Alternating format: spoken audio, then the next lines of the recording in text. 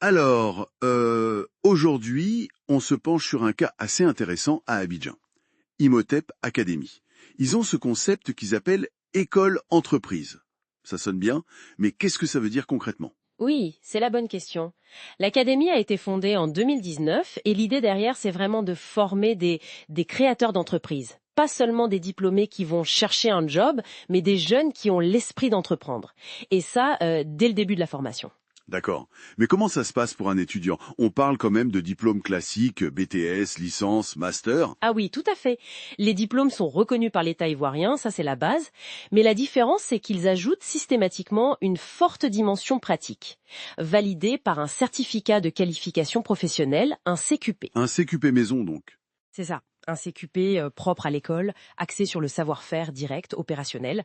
Ça complète le diplôme d'État, qui est parfois plus théorique, on va dire. Et j'ai vu qu'ils insistent beaucoup sur des ateliers pratiques. Savonnerie, chocolaterie, électronique. Ça surprend un peu, non, pour une école supérieure? Ben oui, et c'est justement ça qui est fascinant, je trouve. Ces ateliers, ils sont pas juste réservés à une filière. Ils sont ouverts à tous les étudiants. Ah d'accord, peu importe leur spécialité de base. Exactement. Imaginez un futur développeur informatique qui apprend, je sais pas moi, comment on monte une petite unité de production de chocolat. Ça peut paraître décalé, mais ça force la polyvalence. Ça peut créer des idées nouvelles, des ponts entre les domaines. C'est ça l'esprit créateur qu'il vise. Une sorte de brassage des compétences, quoi. Et est-ce qu'ils aident financièrement si une idée émerge? Mm. Oui, et c'est important. Ils ont le fonds Amclot Lord. C'est un fonds dédié pour financer les projets des étudiants qui veulent se lancer. Donc c'est pas juste des cours sur l'entrepreneuriat, il y a un soutien concret derrière. Hmm. Côté filière, on retrouve quand même des choses assez classiques, non? BTS tertiaire, industriel. Oui, la structure académique reste solide. RH, gestion commerciale, génie civil, informatique, c'est du classique. Et après, bien sûr, des licences et masters pro pour se spécialiser. RH, génie logiciel, finance. Mais il y a aussi des branches plus spécifiques, j'ai noté. Tout à fait. D'abord, Imhotep Data. Ça, c'est plus récent, depuis 2022.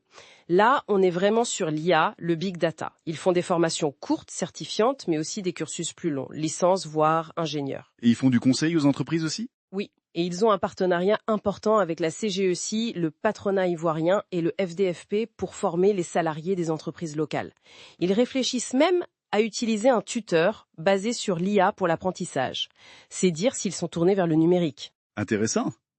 Et l'autre pilier, c'est la sécurité? C'est bien ça? Ça remonte à plus loin, hein. Exactement. ASPCI Sécurité, ça existe depuis 2003.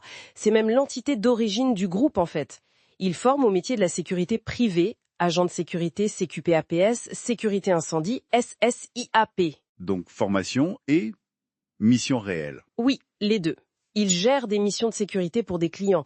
Et c'est d'ailleurs ASPCI, le nom officiel pour l'enregistrement auprès du ministère. Ce lien direct avec le terrain, via les entreprises de groupe, c'est crucial. C'est ça qui leur permet de garantir des stages à tous les étudiants. Ah oui, la garantie de stage, c'est un argument fort sur le marché de la formation. Est-ce qu'il y a d'autres points qui renforcent cette orientation vers l'emploi, les compétences? Oui, il y a deux choses qui m'ont marqué. Ils mentionnent un programme d'études canadien, Hmm. avec la possibilité peut-être d'emploi là-bas. Et aussi une forte insistance sur l'anglais, l'immersion. D'accord, donc une volonté d'ouverture internationale en plus du local. Clairement, ça colle avec l'idée de former des acteurs économiques capables de naviguer dans un monde globalisé. Et pour faire tourner tout ça, j'imagine qu'il y a une plateforme numérique solide. Effectivement, ils utilisent Moodle comme base, mais pour toutes les entités. Académie, data, ASPC.